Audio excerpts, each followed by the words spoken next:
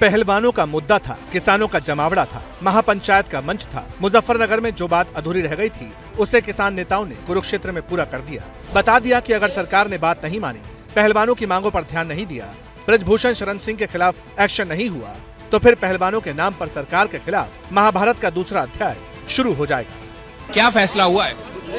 फैसला ये हुआ है कि 9 तारीख तक सरकारों के पास में भी टाइम है, हमारे पास में भी है।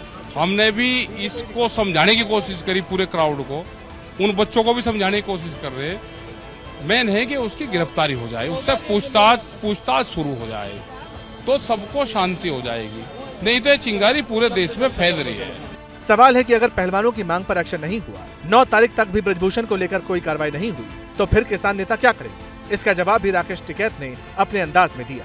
टिकैत ने कह दिया कि फिर किसान जंतर मंतर पर धरना देंगे। उनकी गिरफ्तारी हो और नहीं तो 9 तारीख में इन बच्चों को वहाँ पे जंतर मंतर पे बैठाने लेकर जाएंगे।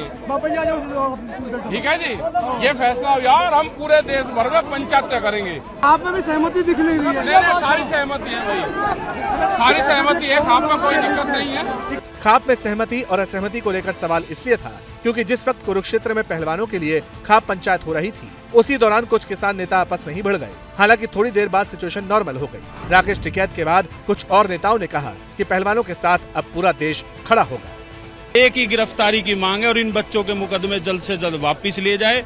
9 तारीख तक अगर सरकार नहीं करती है तो पूरे देश भर के लोग वहां पर जाएंगे। इन बच्चों को जहां से मार पीट के घसीट के उठाया था वहीं पर उनको बिठाने का काम करेंगे और वहीं पर देश भर के लोग बैठेंगे। और अगर पुलिस ने कोई किसी के साथ जबरदस्ती करने की कोशिश की तो जेल भरो आंदोलन वहीं से शुरू होगा।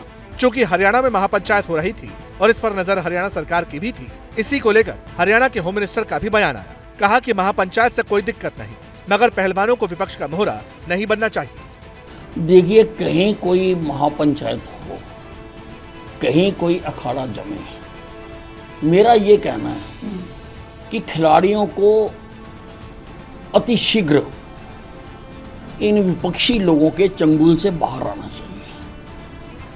उनको खालिस खिलाड़ियों का आंदोलन करें, उसका उनको अधिकार है, लेकिन इनके राजनीतिक हितों की वो बलि ना चढ़ें।